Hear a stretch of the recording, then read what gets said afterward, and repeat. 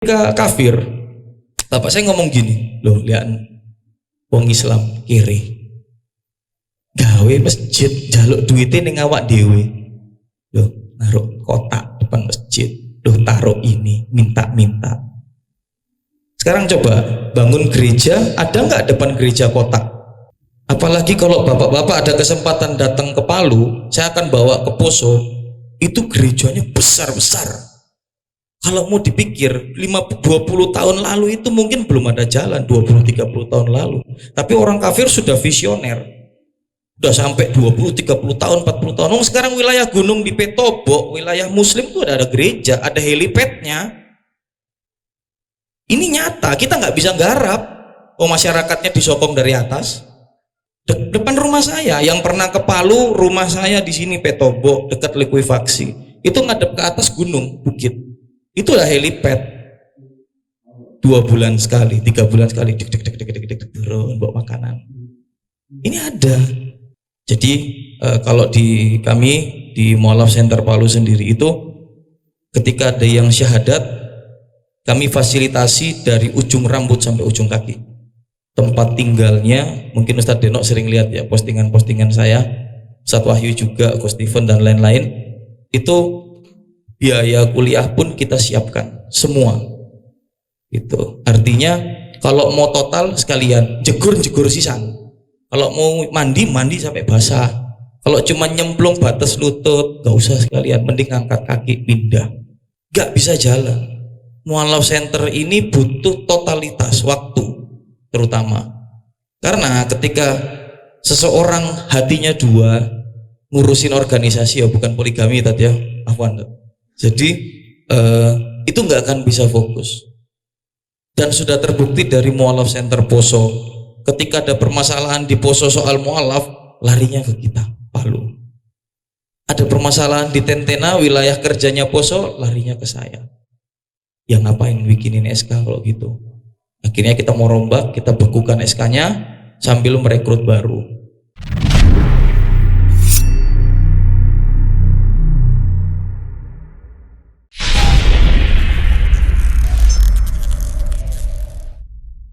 Alhamdulillah, segala puji bagi Allah Subhanahu wa Ta'ala yang telah mengumpulkan kita semua pada hari ini, yang dimana kita semua ini sama-sama mempunyai satu tujuan, yaitu tujuannya menggapai ridho Allah Subhanahu wa Ta'ala.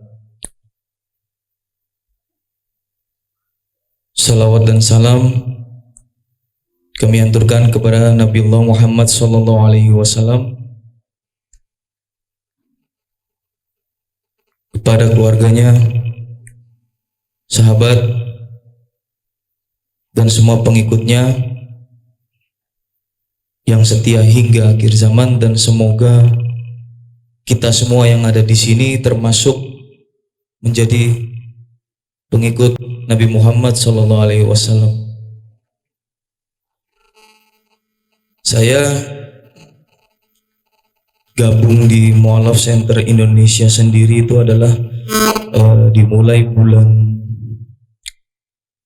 April 2019 pasca bencana. Jadi baru berjalan setahun lebih.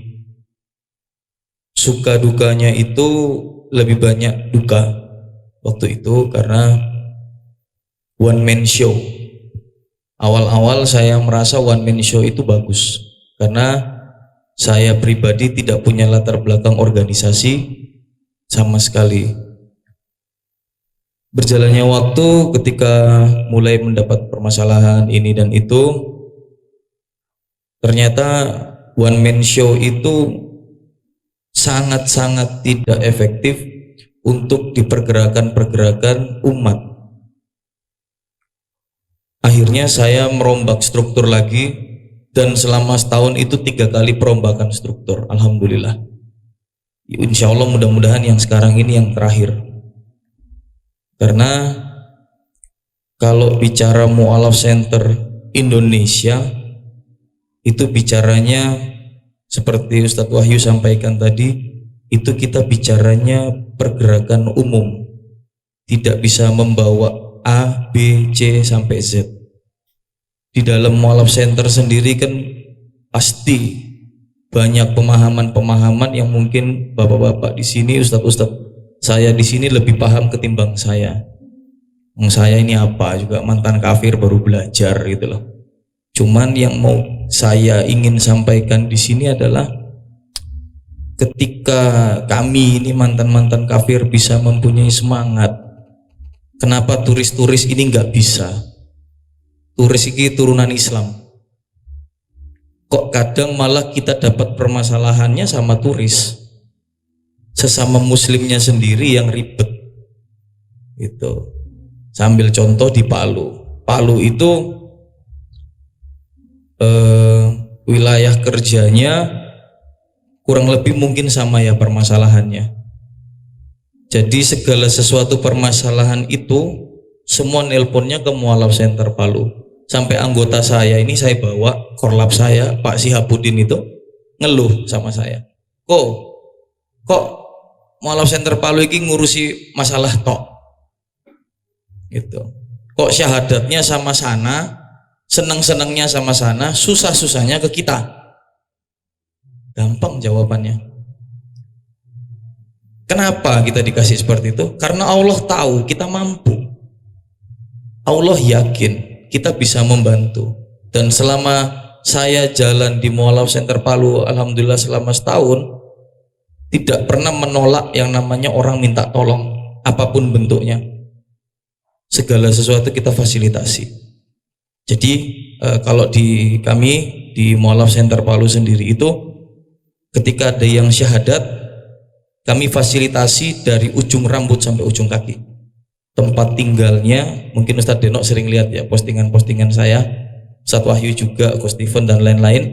Itu biaya kuliah pun kita siapkan semua. Itu artinya kalau mau total sekalian jegur sisan. Kalau mau mandi sampai basah. Kalau cuma nyemplung batas lutut gak usah sekalian, mending angkat kaki pindah. Gitu.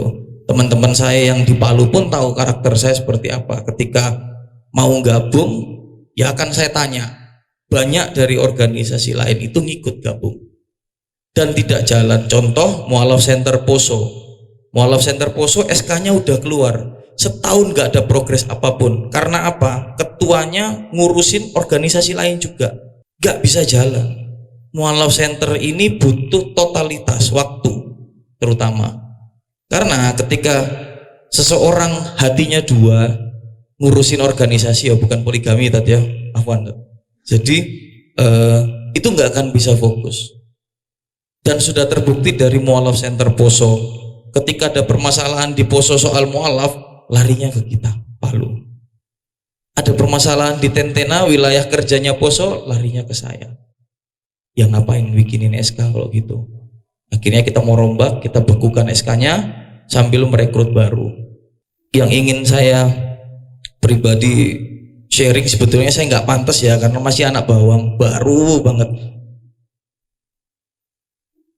Semangat iki loh, semangat yang Coach Steven bangun dan teman-teman pusat senior saya, ustadz saya ini, saya ingin menunjukkan kita di daerah pun bisa. Teman-teman mungkin mikir, wah Palu kenceng lah buka donasi 25 juta cepet dret paling dibantu. Nggak ada. Coach Steven silakan tanya, kita nggak ada, supportingnya cuman sosial media top. Mas Andi Vertizon bantu, Coach Steven loh kadang bantu kadang enggak, lebih banyak enggak. Coba lihat media sosialnya, kalau kita ngupload pasti Mas Andi yang nge-repost. Iya siap. Followernya kan banyak antum. Oh iya Vertizon itu.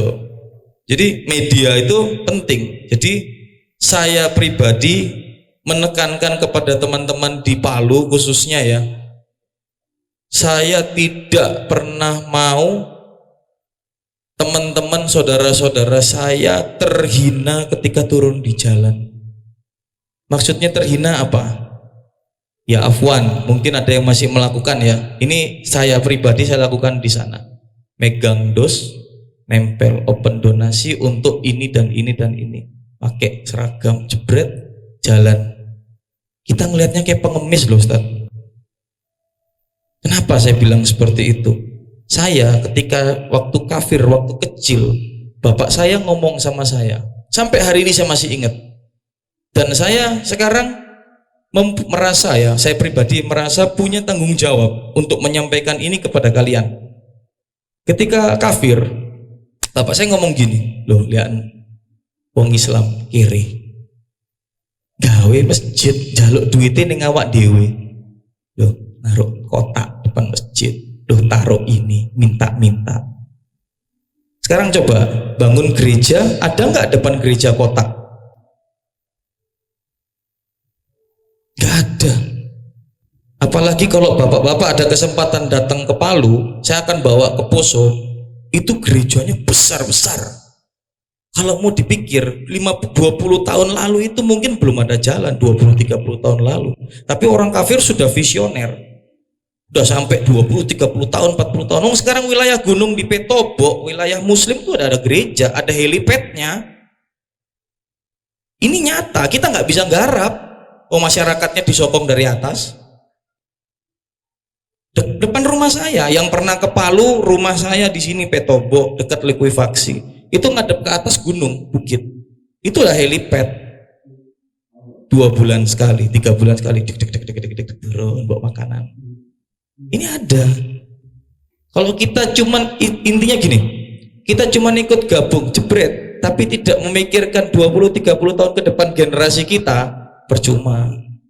Dakwah itu kan kayak Rasulullah itu kan panjang bisa sampai sekarang karena beliau visioner. Nah kita sebagai muslim pun harus visioner. Ketika saya punya cita-cita begini, cita-cita saya itu sama teman-teman, insya Allah mudah-mudahan Allah mudahkan, Allah ijabah.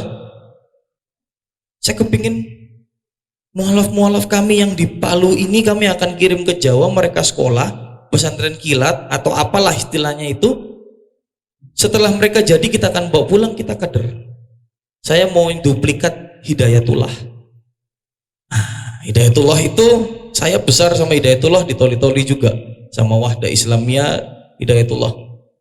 Saya ngambil militansinya dari Hidayatullah nih. Bagaimana cara mereka dakwah di pedalaman. Kita perlu belajar dari mereka. Copy paste. Itu sama Ustaz Deno bilang ngapain mikir?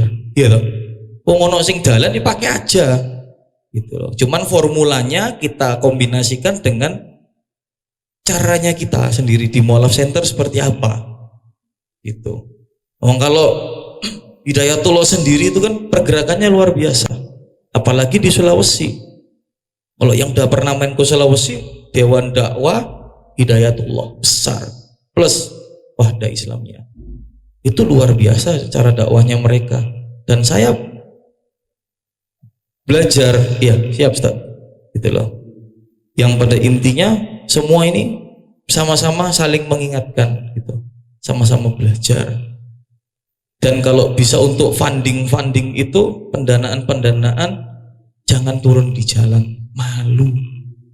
Kita punya tanggung jawab menjaga harga diri, bukan cuma diri kita sendiri, Islam. Orang lihat jenggotan, meskipun sipit, Islam pasti.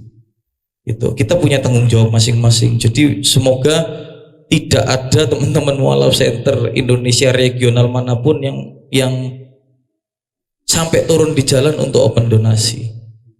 Gitu loh. Wah nggak bisa, sulit. Enggak, saya 25 juta 3 hari. 3 hari 25 juta. Belum surplus jadi 35 juta. Sering, dan itu bisa. Caranya gimana? Minta sama Allah. Itu kan cuman media sih, sosial media kan cuman media aja, gitu loh. Sama kayak Ustaz Deno, maunya mobil ini dapatnya Innova. Saya kepingin mobil, kepingin nyicil malah dikasih Grand Max. Ada Grand Max sekarang, alhamdulillah. Kepingin punya usaha untuk nopang kegiatannya Mualaf Center Palu, yang punya Grand Max ngasihin warkop sekarang sama kita untuk ngelola. Semua kita pakai free tanpa ada bayar apapun. Artinya apa? Ketika Allah sudah tahu kebutuhan teman-teman di regional ini, Waktunya punya double kabin, Allah kasih double kabin. Waktunya teman-teman punya mobil, Allah kasih mobil. Aku loh pendonasi trail, inget nggak awal tahun? Nggak ada yang dukung, malah dikasih mobil sama Allah. Ayo, mobil lebih mahal daripada trail. Trail 30 juta, mobil berapa? Nah, itu maksudnya, artinya gimana ya? Tawakal ini jangan sampai cuma jadi lipstiknya kita. Saya yakin sama Allah, saya yakin, tapi hati sama ini nggak sinkron. Gitu. Hati sama pikirannya kita nggak sinkron, susah. Sudah terlalu banyak lah kalau mau bilang masalah Palu itu, mulai dari pembangunan kantor sampai sekarang yang nggak masuk akal, udah banyak. Jadi itu cukup untuk sebagai pembelajaran saya dan teman-teman di regional. Artinya ini sharing dari kami di daerah, gitu, yang sempat kepikiran dianaktirikan sama Mualaf Center Indonesia. Insya Allah. Jadi mungkin itu yang bisa kami sampaikan. Lebih-lebihnya semua datangnya dari Allah, kurang-kurangnya semua adalah dari saya pribadi, diri saya pribadi. Saya memohon maaf sebesar-besarnya kalau ada salah-salah kata saya. Wabillahi taufiq wal hidayah. Assalamualaikum warahmatullahi wabarakatuh.